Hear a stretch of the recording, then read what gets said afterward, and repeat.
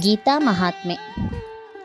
ಅಕೀರ್ತಿಂ ಚಾಪಿ ಭೂತಾನಿ ಕಥಯಿಷ್ಯಂತಿ ತೇ ವ್ಯಯಾಂ ಸಂಭಾವಿತಸ್ಯ ಚ ಕೀರ್ತಿಃ ಮರಣಾದತಿರಿಚ್ಯತೆ. ಧರ್ಮಸಮ್ಮತವಾದ ಯುದ್ಧವನ್ನು ಮಾಡದಿದ್ದರೆ ಜನರು ನಿನ್ನ ಅಪಕೀರ್ತಿಯನ್ನು ಕುರಿತು ಆಡಿಕೊಳ್ಳುತ್ತಾರೆ. ಸಂಭಾವಿತನಾದ ವ್ಯಕ್ತಿಗೆ ಇದು ಮರಣಕ್ಕಿಂತಲೂ ಹೆಚ್ಚಿನದು ಎಂದು ಭಗವಂತನು ಹೇಳುವನು.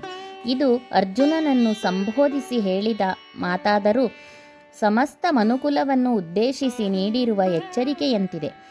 ಅರ್ಜುನನ ಆ ಕಾಲವು ಅಂಥ ಧರ್ಮನಿಷ್ಠೆಯ ಕಾಲವಾಗಿತ್ತು.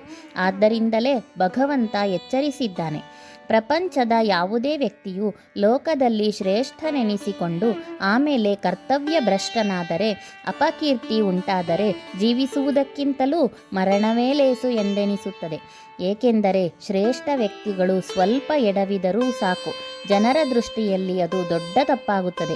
ವಿಶೇಷ ವ್ಯಕ್ತಿಗಳ ಬಗ್ಗೆ ಜನರ ಗಮನ ಯಾವಾಗಲೂ ಇರುತ್ತದೆ. ಅವನ ಪ್ರತಿಯೊಂದು ಹೆಜ್ಜೆಯನ್ನು ಗಮನಿಸುತ್ತಾರೆ. ಹೆಚ್ಚು ಎತ್ತರಕ್ಕೆ ಏರಿದವನು ಕೆಳಕ್ಕೆ ಬಿದ್ದರೆ ಹೆಚ್ಚು ನೋವಾಗುತ್ತದೆ ಅಲ್ಲವೇ? ಅದೇ ನಿಂತಲ್ಲೇ ಕುಸಿದು ಬಿದ್ದರೆ ಅಷ್ಟಾಗಿ ನೋವಾಗುವುದಿಲ್ಲ.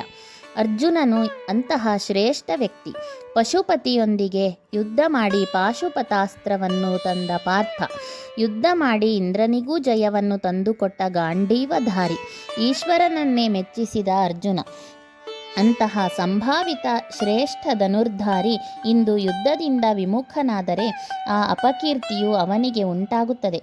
ಅರ್ಜುನನೆಂಬ ಬೆಳ್ಳಗಿನ ಶುಭ್ರವಾದ ವಸ್ತ್ರಕ್ಕೆ ಈ ಅಪಕೀರ್ತಿ ಎಂಬ ಕಪ್ಪು ಚುಕ್ಕೆ ಬೀಳಬಾರದೆಂದು ಹೇಳಿರುವ ಮಾತಿದು.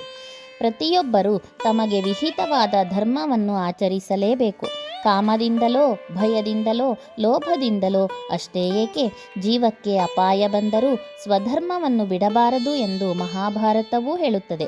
ಆದರೆ ಈಗ ತಮ್ಮ ಧರ್ಮವನ್ನು ಬಿಟ್ಟವರೇ ಸಮಾಜದಲ್ಲಿ ಶ್ರೇಷ್ಠರೆಂದು ಪರಿಗಣಿಸಲ್ಪಡುತ್ತಿರುವುದು ನಮ್ಮ ದುರ್ದೈವ.